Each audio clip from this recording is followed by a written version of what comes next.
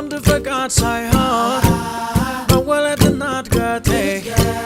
በልጁ የወለደኝ የሰማዩ አባቴ ከሀብት ተወልጃለሁ አይደለሁ ምድራዊ ዘሬ ሰማያዊ ከነገድ ከቋንቋ እስሬን የፈታ ኢየሱስ የኔ ጌታ